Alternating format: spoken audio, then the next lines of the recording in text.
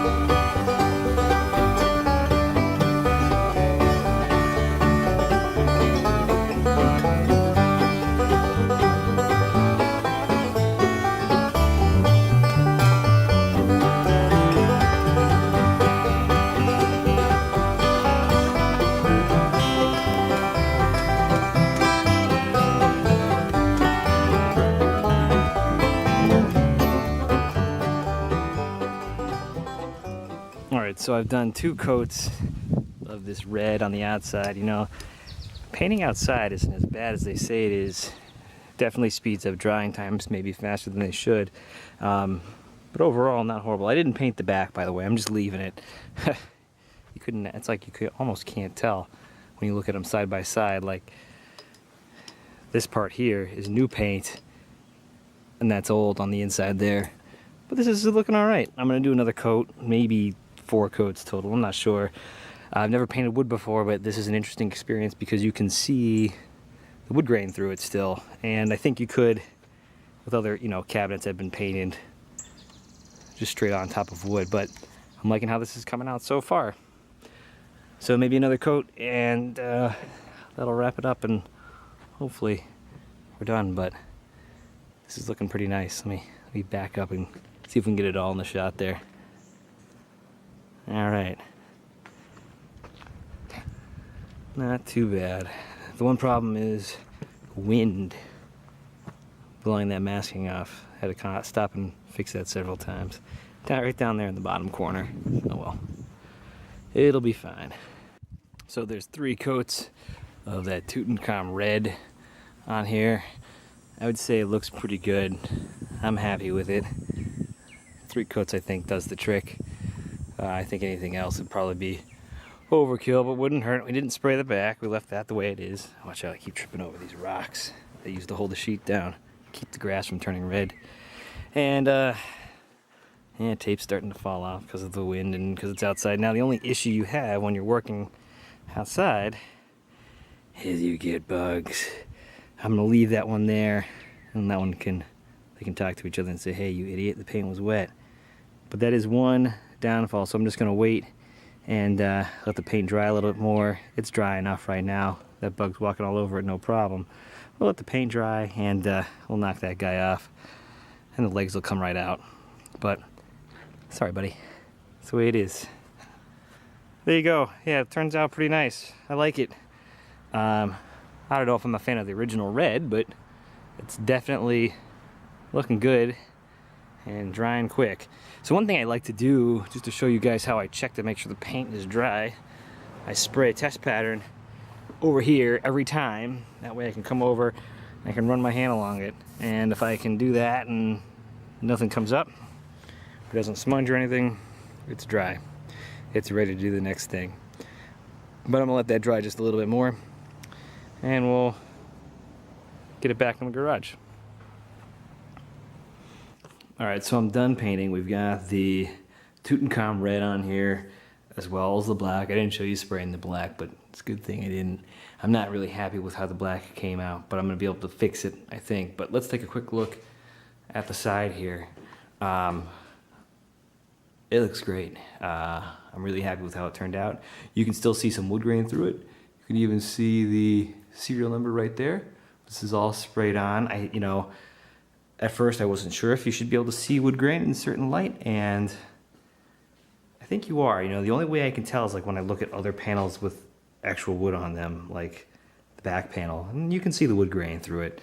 As I was looking at this, oh, and in here, so like this wasn't resprayed, and you can see wood grain showing through. So this is an accurate representation of how the Tutankham should be.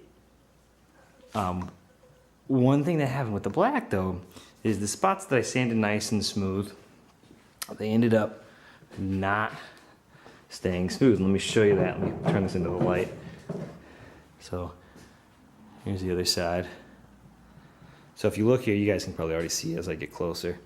Take a look at this bottom panel. This is like a different type of wood or something, but let's see if we can see that rough spot. That wasn't rough, but it raised up. So I'm gonna sand it down and we're gonna repaint this black. I'm not sure if I'm gonna take the time to actually spray it and mask everything off again.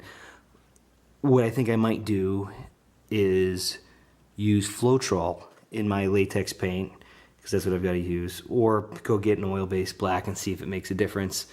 But I think if I do that, we should have no brush marks, and it's such a small area, we'll lay it flat, and I think we'll be good to go. But overall, I'm really happy with how this turned out. And it was only like the bottom panel that was really bad.